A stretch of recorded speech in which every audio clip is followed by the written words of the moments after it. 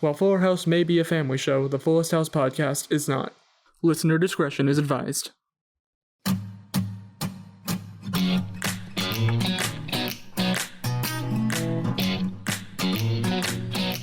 Hello and welcome to the Fullest House podcast, where we all carry around giant portraits of ourselves. I'm Zach Horowitz. I'm Mark Greene. And I'm Harrison Bloom.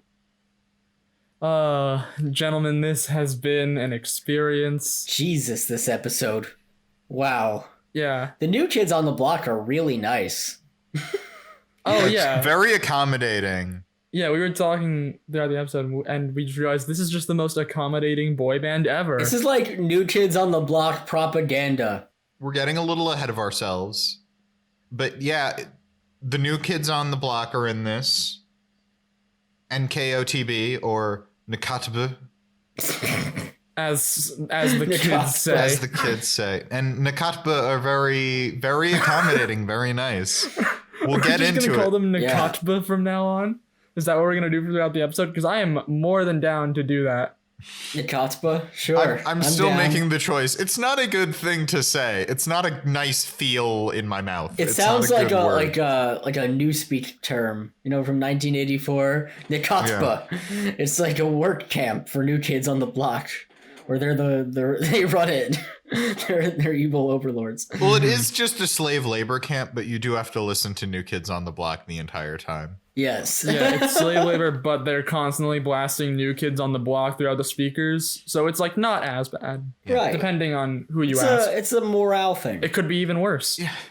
But guys, it's not just the episode with New Kids on the Block. It's DJ's birthday. It is. Happy We're so excited. Birthday. Right after Christmas. Must have been rough. Must have been rough growing up. You think she ever gets just one present for her for Christmas and her birthday? Exactly. Danny Tanner, notoriously cheap. I mean, my birthday's right after Christmas, so I understand the struggle. Yeah, but you're Jewish. Yeah, you have how the was chance Christmas of having growing Hanukkah up, Zach? in November and Hey, Zach Horowitz, how was Christmas growing up? It was a nice time. Me and the family all sitting around the campfire, eating Chinese food. I don't know why I said the campfire, the fireplace. Eating Chinese food. Well, this was in the woods. Yeah. Yes, I grew up. I was raised by wolves. I was raised by Jewish wolves. Jewish wolves are the best Jews. To be fair, I can reasonably say that you've never gotten what you wanted for Christmas. That's true. With reasonable certainty. Zach, that's so sad. You know what? You've got a point. Every child deserves to get what they want for Christmas. It's okay. Look, Santa this year, we're recording this before Christmas, but it's gonna come out after Christmas. But this year Santa's he's gonna make up for it. I promise. I mean, that's, he's totally real, guys, and he's totally gonna make up for over 20 years of not giving me what I want. I'm confident this year. A part of me just wants to go back to Jewish wolves. Yeah. You want I should hunt in a pack formation? And then, my bar mitzvah was a werewolf bar mitzvah. Could this podcast be about Jewish wolves now? Welcome back to the Jewish Wolves podcast, where we're all raised by Jewish wolves. I'm Zach Horowolf. I'm an Ashkenazi wolf. Guys, this is a good episode. This is going well. This is going very well. Well, yeah, I was raised by Jewish wolves. I'm Zach Horowolf now. That's my name. Address me as such. I'm going to make you introduce yourself as Zach Horowolf from now on. Zach Horowolf. But guys, DJ is 39 years old. What an age. 3-9. Do you think it was going to be 40 and then Candace Cameron Bure said, no, has to be 39. Perpetually 39. There's going to be another episode with DJ's birthday and she's going to be 39 again. And everyone's just going to be smiling and nodding. We get our Fuller House Twilight Zone crossover. I mean, yeah, there are people who do that. I don't want to call anybody out here, but I know people who do that. God, really? That's yikes. Yeah. But let's keep this light. Let's keep this airy, like a souffle, like something else, like a balloon filled with air, Like the new kids on Like the the new block. kids on the block. Transition. like Nakatba. Transition. Well, actually, they're all planning a surprise party for DJ, but she walks right in the room. And they have the greatest reaction, which is just get out. Get out of Wait. here. Wait, I'm thinking about this now. They're setting up the surprise party in the kitchen, perhaps one of the most used rooms of that house. And it takes a while for them to actually get to the surprise portion. It's not like just then. So like, what did they think was going to happen? I don't know. It probably would have been better if they set it up in the backyard, but Yeah, exactly. My point is this was poorly planned. they need to work on their party planning skills. Kimmy Gibbler is a party planner, and That's she true. still fucked it up. Kimmy Gibbler is bad at her job, is what we're saying. Well, I don't want to get ahead of myself, but I was going to mention something else she does in this episode. So we'll get to that later. But, it's DJ's birthday today. And Kimmy and Stephanie found DJ's dream board. Whoa. Which seems like a nag, bringing up all the things you haven't done and said you wanted to do when you were 40. Yeah, but it's DJ's business, but they found it through reading her library. The people in this house have a problem. Through reading her diary, not her library. Books, there are similar sounds in it. My brain's a little bit of mush. Yeah, people always forget that there's a library in the Four house. Right, so they went to the library within the Tanner house, presumably by asking ¿Dónde está la biblioteca? And then they found the diary in the library. The secret library behind the fireplace. You need to pull a book out of place, so it's like slightly out of place, and then a secret passage opens up, and there's the secret library. Well, the library is where they keep the ancient wisdom. Exactly. The tomes. The ancient tomes. Yes. The tomes. Max is a wizard. Yes. That's just a fact. You're a wizard, Max. I'm a what? He's gonna be going to Hogwarts. Have you seen Harry Potter, Zach? That's not quite how he delivers the line. I like your version better, I have to say. Yeah, you gotta change it up because it's not the same people. I know, I'd love it if in Harry Potter and the Sorcerer's Stone, instead of, you're a wizard, Harry, I'm a what? It was, you're a wizard, Harry. I'm a what? What are you talking about, Hagrid? I'm just imagining J Money telling Max, like, Max, you're a wizard. You gotta run through this brick wall to get to Hogwarts. Max just runs into the wall. It might work better if it's the other way around, because I feel like J Money would be more likely to believe it. Yeah, I think at this point, J Money would be more likely to believe it, but also, sometimes J Money is a bit of a bad boy. You're right. Not really anymore. He is a bit of a bad boy. J-Money is a bit of a bad boy. Sometimes. Very rarely. He's kind of not at this point in the series, but I just wanted to say that. But DJ has many hopes and aspirations on her dream board. She wants to hang out with Ryan Gosling. I'm forgetting most of the other things. She wanted to go skydiving after That's getting right. over her fear of heights, airplanes, and people behind her back. No, it was being strapped to strange men. She wants to go skydiving, but she seems vehemently opposed to every aspect of skydiving. Yes. Yeah. What is your life, DJ? Well, me personally, I love volleyball. I just don't like nets, volleyballs, or sand. I understand the sand part. It's coarse and rough and irritating. That's everywhere. I understand wanting to go out of your comfort zone and try new things. But also, DJ, nobody's making you skydive. If you hate every element of it that much, it's fine. You don't have to do it. You can have other hobbies. Yeah, go kayaking. Yeah. I don't know. Maybe DJ doesn't know how to swim either. That is very possible. However, there was almost definitely, if I know kids programming, there was almost definitely a swimming episode of Full House where they had to like teach Michelle how to swim or something, and like DJ was swimming. I know, like, they had to, Michelle had to learn to ride a bike. DJ had to learn to drive a car. I'm forgetting if there was a swimming episode. Well, I do remember there was that infamous episode with anorexia where DJ is afraid of going to the pool because she doesn't want the guys to see her in a swimsuit. So she does know how to swim. Wait, what the fuck? Oh, you don't know about this? Yeah, there's an episode of Full House where DJ develops anorexia. No, what? Yeah, one, it exists, and two, I don't know about you guys, but we 100% watched that in health class. Oh, yeah. Yeah, I watched that. Yeah, it was in middle school. I don't remember watching that. It was kind of fucked up. Yeah, it's a very special episode. Oh, yes. Is this what this episode of the podcast is about now? It's about that one episode of Full House? Yeah. Yeah, screw the New Kids on the Block. We're talking about eating disorders. Oh, God. See how that sounds, Harrison? I did not expect this to take such a dark turn, but I do remember that the inciting incident was DJ's going to a swimming party. So That is true. It's swimsuit season, and she is not proud of her body.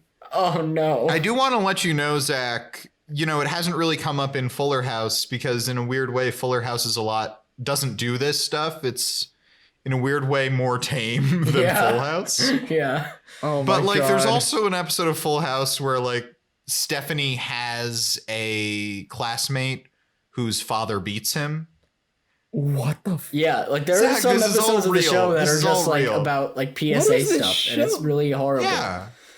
There's episodes with alcoholism Oh my God. and make out parties and an episode where Uncle Joey develops alcoholism. Well, there's an episode of Family Ties where Tom Hanks is an alcoholic, Tom right? Hanks shows up as their alcoholic uncle and he dies at the end, right? Or no! Does he get... No. I think maybe he agrees to get better, but we never see him again. Oh, okay. Yeah, maybe, probably. God, it's still weird to me, early Tom Hanks things that he did. Oh yeah, I just told them about Bosom Buddies. Oh yeah, I had not known about that. Bosom Buddies.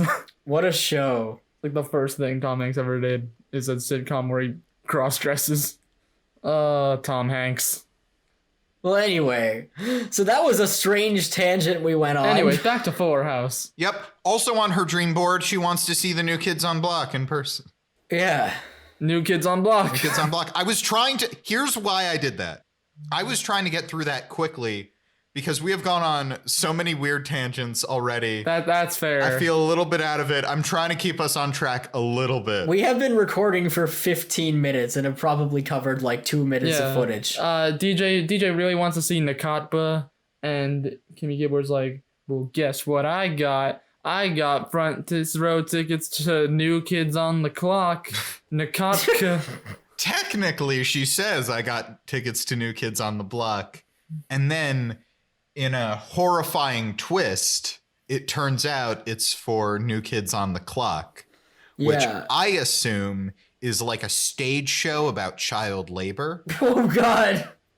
They're kids and they're on the clock. Honestly, that sounds kind of great. I'd love to see a whimsical Broadway musical about child labor. Oh, God. I thought it was just their cover band, but all their songs are now time related. Well, that sounds equally good. I'd make a joke, but I don't know enough New Kids on the Block. Same. Yeah, I was going to say I'd start doing one, but I don't know any songs by New Kids on the Block. If anyone from the New Kids on the Block happens to be listening to this podcast, well, we know one song. It's a clock. It's a clock.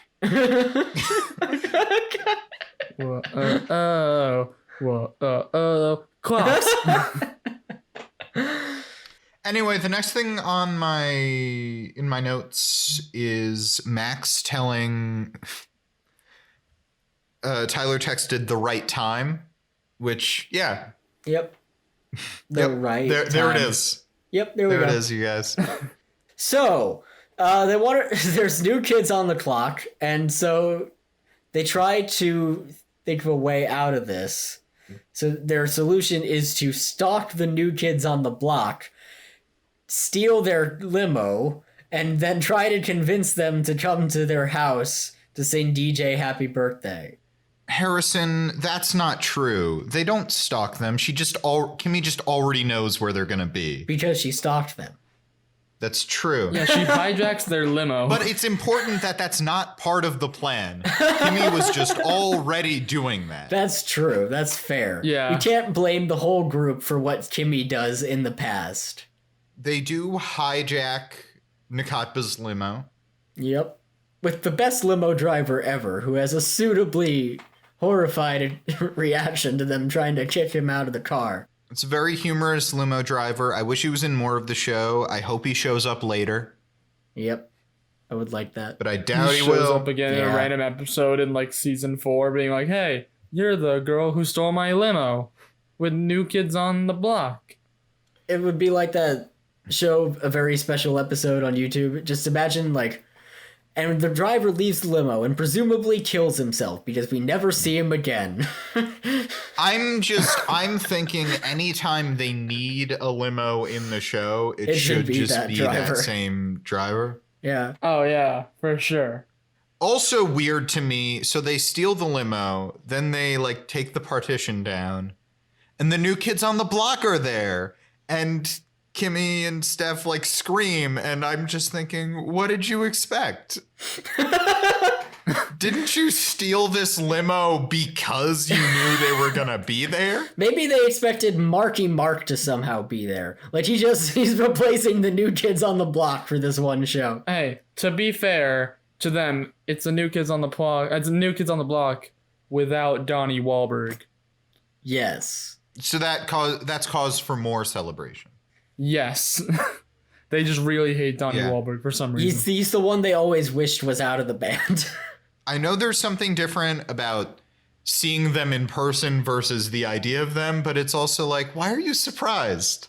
You knew this was their limo. Also, as we find out in like 30 seconds, she already knows them. They know her by name. Yeah.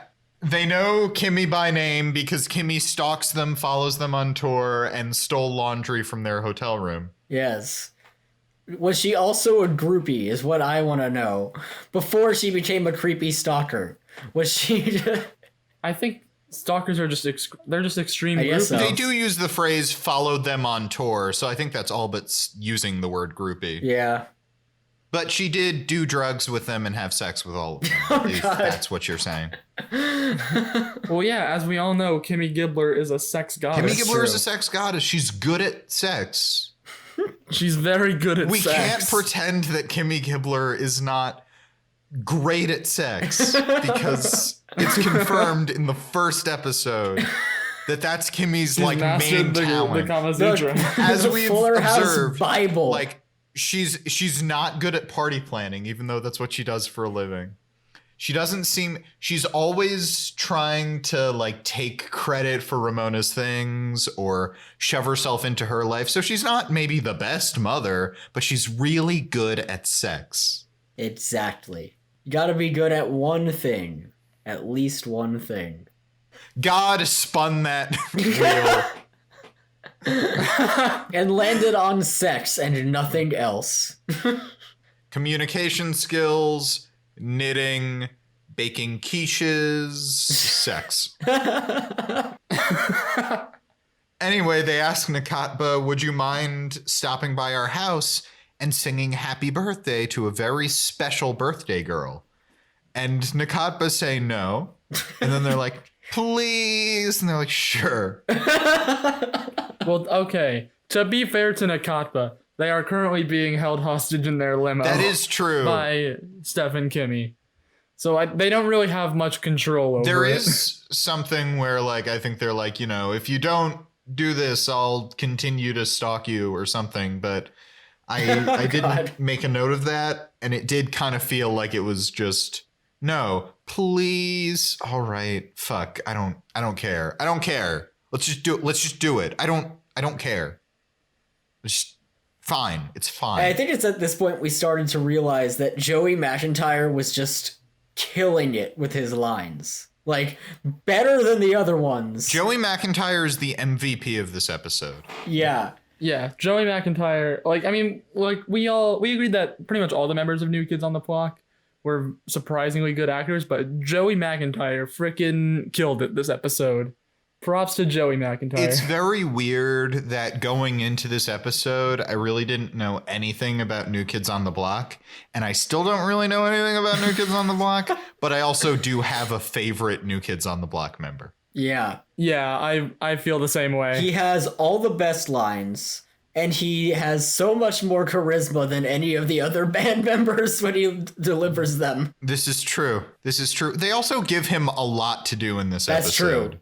They're strangely obsessed with him. Yeah, they give him a lot more. They give him so much more than like anyone else. I don't know if it's because he was the best actor or if he was like the front man of the New Kids on the Block. We know Donnie Wahlberg had the breakout career as an actor. Well, I mean, I know IMDb trivia time. It says that Donnie Wahlberg was unable to join his New Kids on the Block bandmates for the episode as he was filming his show Blue Bloods at the time, which they also do mention in the episode. Yeah. Where like I think Kimmy asks where's Donnie, and then Joey McIntyre is like, oh, he's filming his new show Blue Bloods. You can watch it every Tuesday night at 10 p.m. on CBS or whatever it was. That is the in-universe reason. Cross promotion. The most successful Wahlberg. Between Netflix and CBS. But strangely not featuring the actor from Blue Bloods that they're referencing. Well, He he does shows up show later. up Oh, later. no, you're right. He does. Never mind. Okay. Yeah. Via a screen. That's right. But yeah, meanwhile, at the actual house, DJ's having her surprise party. Ooh. But it must be noted, there's a very short scene, but very, very important in the canon. Yes. Because J Money has this jewelry box that they're going to give DJ, and he asks, where's the key? Max says, I've hidden the key because of this Hallmark movie I saw where that happens, starring Dean Cain and America's favorite criminal, Lori Loughlin. Yes! She's also in this universe. Yes, who exists in this universe. We did, again, observe that Dave Coulier earlier exists in this universe because they mention You Ought to Know. And Candace Cameron Bure, who is on The View. Yes. So all of the actors from Full and Fuller House are just real actors in this universe. I just want to know how often the characters are approached on the street to tell them they look like the actors. True, but here's the thing. All these people are predominantly famous for being on Full House. You're right! Oh, God! Are they, maybe they're in like, so you know like in The Last Action Hero, where like everything is Sylvester Stallone as like they the Terminator start on or whatever. Family Matters. They start on Family Matters. God. There wasn't, they switched it. Full House was the black show. Okay. Yes. Family Matters. Family Matters was the white show. Full House was the black show. Yeah, they were switched. They were switched. Because here's like, when we say they did Family Matters, the reason why I wanted to specify Family Matters still existed in some form is because I didn't want to just erase Family Matters. I thought that would be kind of fucked up. Yeah, that would be very fucked up. I'd say I like your idea that it's flipped. That Full House features Urkel and the family, and then Family Matters is the boring white ripoff. It's still a little weird because if, for all intents and purposes, it's the same except the names are switched, it still wouldn't they be like, wow, these actors who look just like we do. Yeah. Starred in a show that pretty much describes our lives. Oh yeah, you're beat right. For beat. Yeah, it would have to be different. It'd have to be modified. Well, it's like that thing where it's like, if you ever had a movie made about your life, who would you? It's just like, maybe they were just making a show. Maybe Full House is just nonfiction within the Fuller House universe, and there's just a show about their lives, and they hired the actors. Just more of a thing where it's like, oh, well, we're gonna play like Bob Saget to play Danny Tanner because look at them, they look the same. That's kind of an amazing theory. That is brilliant. I kind of love that theory. Like anytime like someone asks you who's your biopic actor. Yeah, exactly. Anyway, they give DJ her gifts at the surprise party. And everyone is talking about how they're gonna one up each other. Oh, I got the best gift. Matt and Steve are arguing. Fernando's like, you guys, I got the best gift because mine is big and yours are little. He does tell them that, but first Fernando tells that to the children. Oh God. He does, yeah. He tells the children that their gift will not be as good as his. Once again, sustaining the stereotype that Fernando's biggest rivals are children. Yep. Yes. 100%. A child knocked ice cream out of his hands when he was 30, and he's carried it with him the rest of his life. A child killed his parents in an alleyway. And he's devoted the rest of his life to fighting children. Oh God. Oh my God. It's like a reverse Kids Next Door kind of scenario. Yeah, but Fernando does have possibly the line of the episode, although there are a couple of other lines that compete. But, quote, yours are little, mine is big. Size matters. Oh, absolutely wonderful. The kids give DJ I think first the kids give DJ their present. It's a jewelry box. Yeah. J Money tells him, we all did it. It's Ramona, Max, me, Tommy, though Tommy didn't chip in, which what the fuck, Tommy? Yeah, come on. It's your mom's birthday. Look, I understand that you're a baby, but also, come on, you gotta have some financial responsibility at some point. I had just come around to Tommy, but I'm going back. Tommy's a bad baby, and I mean that as he's a bad person. Not he's a bad actor this time. And I also don't mean the actor. I mean Tommy, the character, is a bad person. How dare you? That's my stance now. Mark is back on the Tommy hate train. I thought it was important to mention this point specifically so I can make that joke. But yes, DJ's wondering where the key is, and Max goes, where indeed? Looks like you'll have to find it somewhere that we've hidden it. Max is gonna be a serial killer one day. Answer these 3 riddles. If you want to get this key, you must answer my riddles 3. Oh, that was perfect. Thank you. Riddle number 1. Who is your favorite child? And say it's me. Riddle the first. What starts with an E, ends with an E, but only has one letter in it?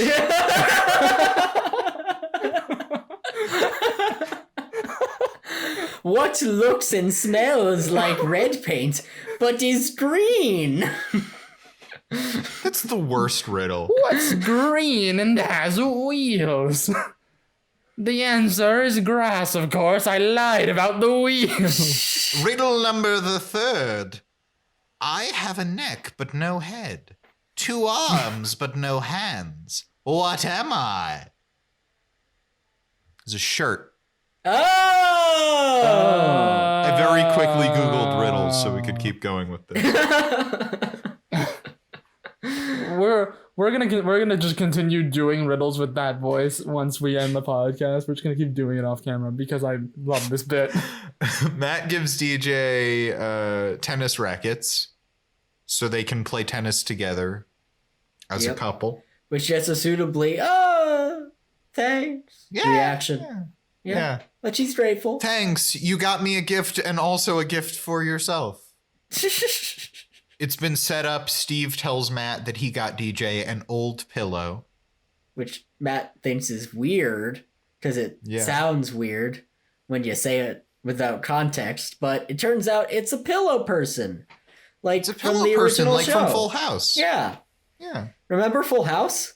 I do remember Full House. That was the show with the pillow person. That's right. Clearly, I don't remember Full House. That's what I've learned today. Is clearly I don't remember Full House. Full House was a show about a black family. The patriarch was Carl Winslow, who was a police officer, and they had this kooky neighbor, Steve Urkel. Oh my God.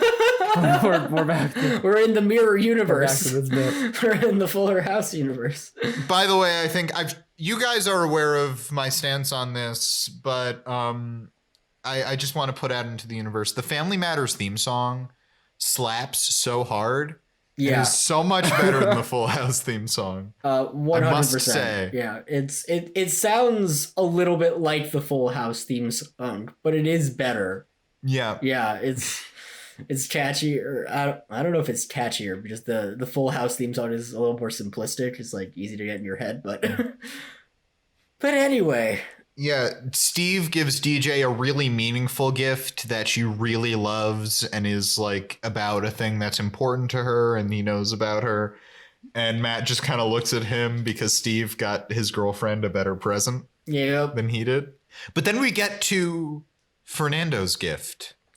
The best gift. And yes, I mean, he really hypes it up, but for good reason, because it is the greatest gift of all. He unwraps it. He does not let DJ unwrap it. And it is a life-size portrait of Fernando. It's so good. It's, oh my God. It's absolutely wonderful. And watching the episode, Tyler pointed out DJ had exactly the right reaction to it, which was, thank you, but why? And Fernando tells her he's not going to be in the house forever. She should have something to remember him by. A life-sized portrait with him wearing his race driver outfit and holding a trophy. Yes. I also do want to point out that throughout the rest of the episode, Fernando just carries the portrait around with him wherever he goes. It's standing next to, it's not hung up, it's standing next to him in every room he goes into, meaning he is in fact dragging it with him everywhere. It's just oh God. But they give DJ a cupcake because they made cupcakes for her birthday, and she bites into it and gets a little surprise. What is that? Is that a cream filling? No, it's a hard metal key. The key to the box. She breaks her tooth. And there's a very good line reading where Max goes, "You found it!" I love how he smiled evilly like she had to go search for it as if it was a scavenger hunt. She would have found it no matter what. Exactly. It was in the cupcake. It's just like the Lori Loughlin movie. I wonder how she's doing right now. I do wonder how DJ broke her tooth on that. Like, she must have bit it hard. Yeah. She was expecting soft cake. Yeah. Not a piece of metal. Yeah. So she has to run out immediately, right as the new kids on the block arrive. Oh no! Oh no! Oh no! But, you know, Stephanie and Kimmy tell everybody, hey guys, come into the living room, I got a surprise for you. They all come in and Ramona starts freaking out because it's the new kids on the block. It's Nakatba. And her scream might be the best performance in the episode. 100%. Yeah, oh, it's great. It's great. It's a stunning performance. And also it tells us Ramona might arguably be the biggest New Kids on the Block fan of any of the characters in Fullest. And she's a young kid. She's a young person. Would you say that in comparison to DJ, Steph, and Kimmy, she's a new kid on the block? Oh my God. Heyo. Oh, I should be so angry with that, but the way you looked away from us and turned back. Yeah, no, I did a bit of a visual gag where in that little pause, I kind of looked away and looked back dramatically. Wonderful. God. I thought it really added to the delivery. Wonderful. Listen, I'm sorry. It's one of those things where you think of a really bad pun and you just have to say it. It's undeniable. That was how I felt. Yeah. And it's funny. Tyler gave us a 15-minute warning, and I was like, oh, but so much is left. And then I was looking at my notes, and not really. No, they come in. The family keeps the new kids on the block hostage for a while they wait for DJ, and then DJ comes back and she's on pain meds. And she is high AF. Yeah. Well, I do also want to point out that before, when they first enter and Ramona freaks out, the new kids on the block start singing happy birthday to her because they're like, oh, she must be the birthday girl. And it's a very good exchange of Kimmy going, no, that's not the birthday girl. It's not her birthday. And Ramona's just like, well, hey, I got a birthday coming up. Keep singing. I want this to be about me now. This is about me now. We also forgot a great character moment where apparently we find out the new kids on the block are a fan of Boy Next Door, but they really don't care at all about Stephanie. They just care about the dog and the baby. Which is kind of set up that I mean, when the song is Yeah. introduced, they only start getting positive reactions when they make the video a cute thing with a dog and a baby. So, yeah, nobody cares about Steph's song. So sad. I still stand by the fact that the original music video was better because of Jimmy better, Gibbler. 100% better because of Jimmy Gibbler. Oh, yes. But DJ shows up and she's super high. She's high on pain meds. She's high on pain meds. Woo, get turned. She lies down and the New Kids on the Block sing her happy birthday to fulfill their end of the bargain. They also FaceTime in Donnie Wahlberg Yes. to sing happy birthday to DJ. He's there. That's the only appearance of Donnie Wahlberg in this episode, starring the New Kids on the Block. She also, it should be noted, she rubs Joey McIntyre's face because who wouldn't? Yes. And she has a sex dream about him. Yeah. And she's really coming on to Joey McIntyre, and he's clearly very uncomfortable with the energy that we've created. Guys, is this going to be a love square? DJ, Oh my god. Matt, Steve, and Joey McIntyre of the New Kids on the Block? I hope so, because that way we can finally get the Matt and Steve OTP that we've all been clamoring Yes. Without Yep. DJ, Matt and Steve can finally swoop in on each other's DMs. That is true. Yeah. And they can finally have each other. But DJ wakes up and they have to break the news to her that she not only missed New Kids on the Block, but the tickets were counterfeit. for. Womp, womp. But then, who should burst in but our good friend, Dr. Stephen Hale? And he's got tickets because Matt scored them tickets. According to And Steve. definitely not Steve. Definitely not Steve. And then there's a very good scene. Oh, it's very good because Steve tells him that Matt got the tickets, and then Matt walks in and he's like, "Hey, Steve, I got your text. What's up?" Yeah. And then And they all run to Matt screaming, and Matt's like, thank you. Matt very clearly has no idea what's Yes. going on, and it's great.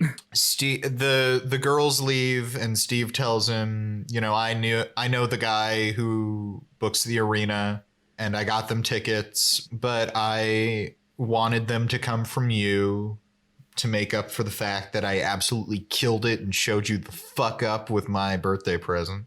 Which was a nice thing to do. Yeah. I think Steve, he actually lost some sad boy points by having that moment. Or did he gain them? Yeah. Yeah, though he gains a little bit back because he's very He may lose, boastful. he may lose sad boy points, but he's gained something even bigger. A friend. A friendship. And they have the best hug. They do hug. Well, I think it's important because Steve says, like, I wanted them to come from you because you're an awesome guy. And Matt says, no, Steve, you're an awesome guy. And then they hug, and we really wanted them to kiss, but We were just shouting, kiss, kiss, kiss, kiss, Yes, kiss. it was so beautiful. I think they have more chemistry with each other than either of them has with DJ. Yeah. Oh, for sure. But I also do want to point out, I think we skipped this when DJ was, when she came back, she was high on pain meds. She comes back and she's like, hey, because it's my birthday, the doctor said I could have 2 toothbrushes.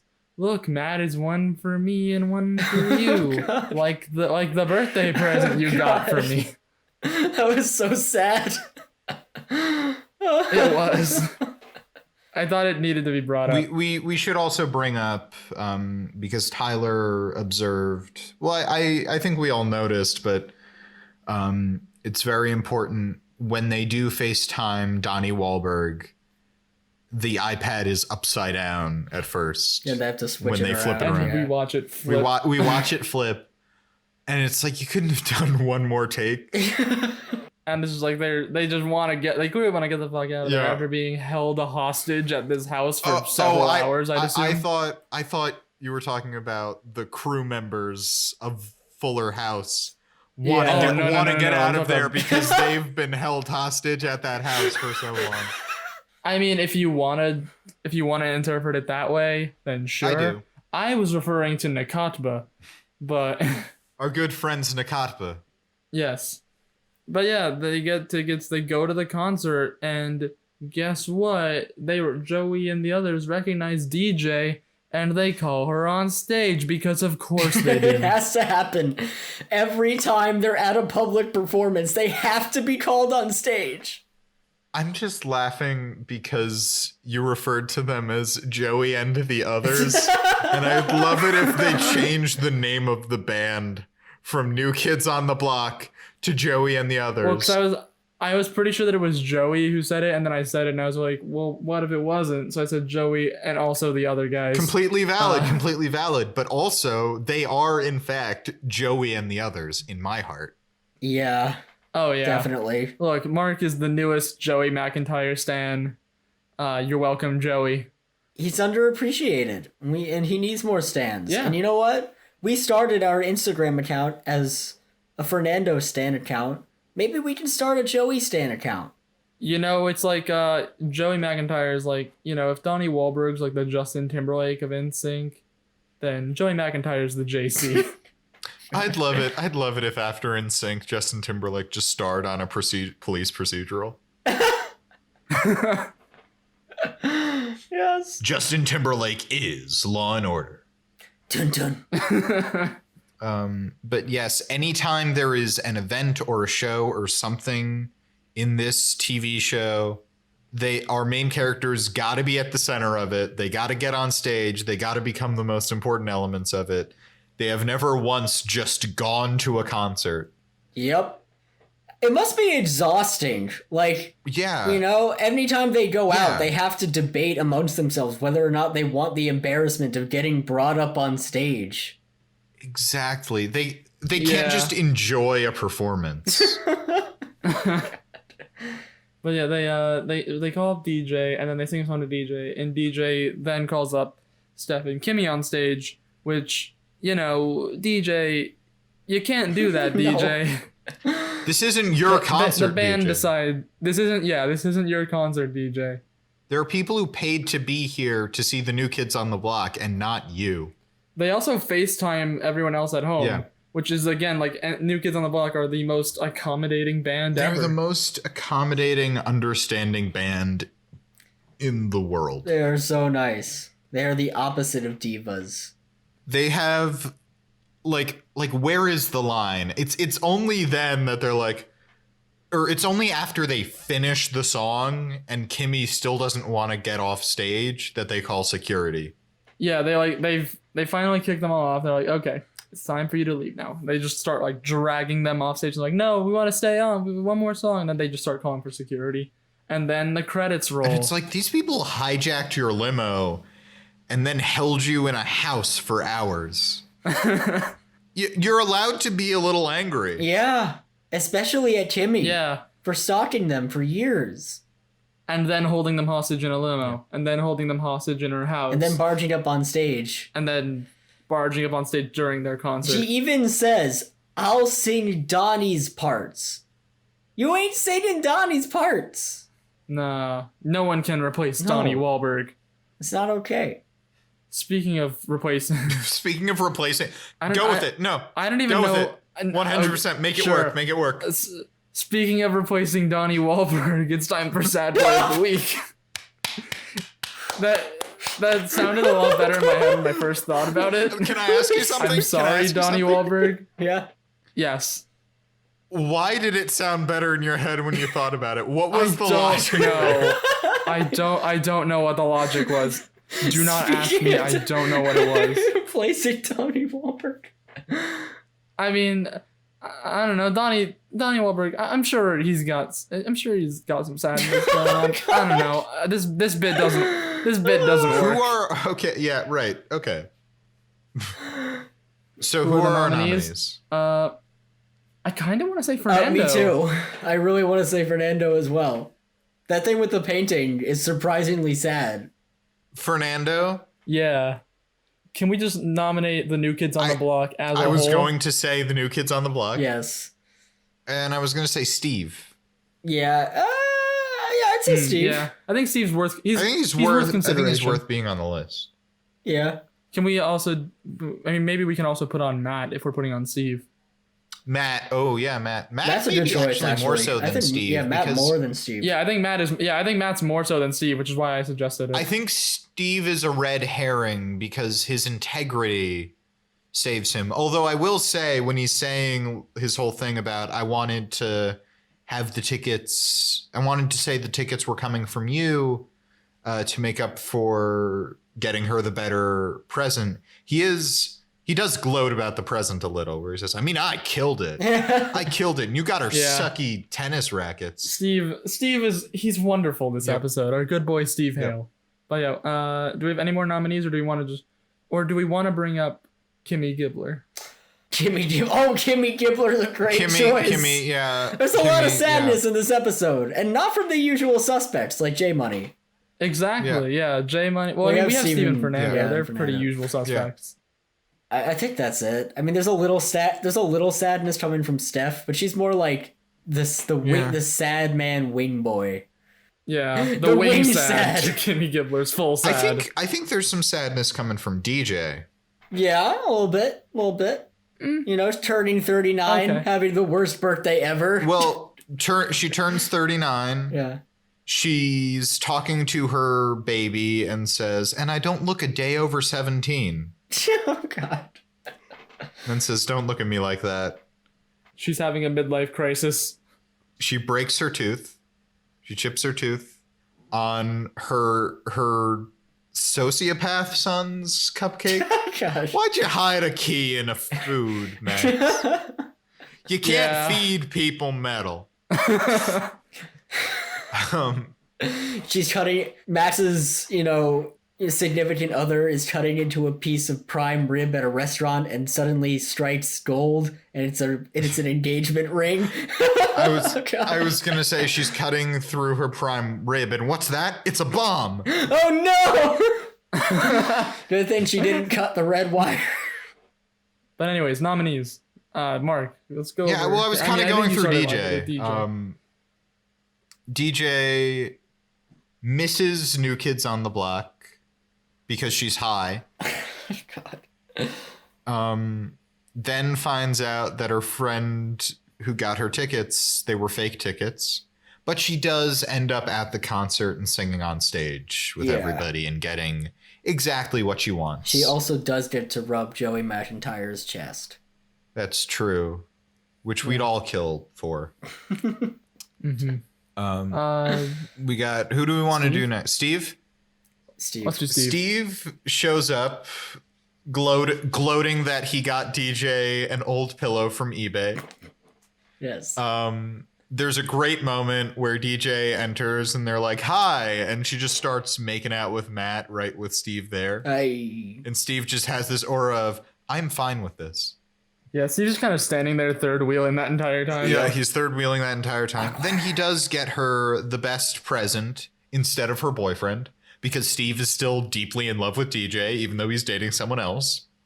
Giving her something that's kind of horrifying. I mean, J Money says it's horrifying, and he's that is right. True. That's J Money's killer line this episode. That is horrifying. Speaking of killer lines, do you want to mention Steve's killer line? Because I don't think we have this episode. Steve, this line may be alone, although he does get undercut, but this line may grab him out of the clutches of Sad Boy, which is when Steve comes in having gotten the tickets, he says, ladies, I'm going to make all three of you scream with pleasure. Which, it was so good. Maybe you could have worded that a little bit differently, Steve, Yeah. but the way it is wonderful. I mean, here we have to get into the analysis of the sadness, because Steph's immediate response does undercut him, which is, well, I'd like to see you try. Yeah. But in one respect, that's almost empowering, because it's saying, well, you could attempt it. But then, on the other hand, we know Steve could not make all three of them scream with pleasure, and that is sad. And it's also Steph saying, I doubt it. Yeah. And then he gives them the tickets. He says they're from Matt. And so in the end, and this is what I think kind of saves him, he's a good friend to Matt. Yeah. I mean, he has a victory with DJ getting her the present, but I think there is sadness in, oh man, Steve's still in love with DJ, even though he's dating CJ. It's so sad. Yeah. Oh god. Oh, God. But in the end, Steve takes one for the team, and he's a very good friend to Matt. Yeah. Matt, though, gets his girlfriend his and hers tennis rackets. Meaning, I still think it's a little weird that for her birthday, he also did get himself something. And I know it's for something they can do together, but it's like, just give her the racket. Yeah, you don't need to give. Be like, now we can you play don't need tennis to give together. her the other racket. Yeah. Yeah. You can just say, "Yeah, I got one for myself too." Yeah, you didn't need to wrap your own racket. Yeah. Then I guess then it's just Matt drives her to the dentist. And then Matt is blindsided with thanks for something he did not do. Yeah. Yeah. Well, he has no idea what's going on. He's just kind of standing there really confused. Yes. And here's where I think we get to the real saddest boys. The real meat and potatoes of the sadness. Yeah. Kimmy buys New Kids on the Block tickets online. Does not realize they are counterfeit tickets for New Kids on the Clock until Stephanie points it out. We then find out that she's been stalking the New Kids on the Block for years to the point where they know her by name. She kidnaps the New Kids on the Block for her friend. It should be pointed out this is done in the name of friendship. But also, Yeah, for friendship. she completely fails at it because they bring her around and DJ isn't there. Not her fault, but still, she's not successful. And then in the end, she doesn't get DJ the tickets. Steve saves the day. And Kimmy hops on stage and wants to sing and be the star and steals the microphone from the New Kids on the Block and then has to be dragged out by security. Wow, she has a lot more going for her than I realized. Yeah, she does. Do you want to go Fernando next? I'll do Fernando. Yeah, because I kind of want to save the New Kids on the Block For for last. the very Yeah. end. Fernando, it's not a lot, but it's just very good. Yes. Fernando explicitly goes up to the kids just to tell them, I have the best present for DJ, better than your present. I know you're her children, but she's going to like my present that much more. He gloats about his present to her current boyfriend and one of her closest friends, I guess, Yeah, Steve, well, that yeah. weird guy who had a crush on her. Yeah. Continues to have a crush on her. He doesn't let DJ open her birthday present. He unwraps it himself. Yeah. And of course, he has gotten DJ a full-size portrait of himself, To hang which over the he then fireplace. drags to go over the fireplace, which he then drags with him everywhere he goes. Oh my god.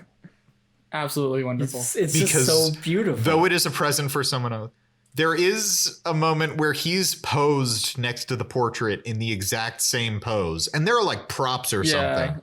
He's doing it to entertain the New Kids on the Block who are trapped inside, being held hostage inside the house. Actually, like Max is playing the trumpet for them.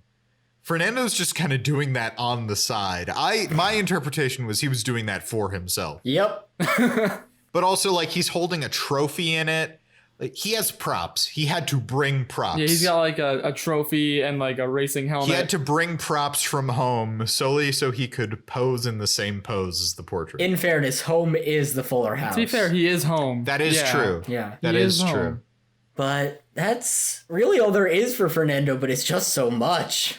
It's so much wrapped inside a tiny package. And then But now the New Kids on the Block, Nakatba. Nakatba themselves. Their limo is hijacked by a crazy fan.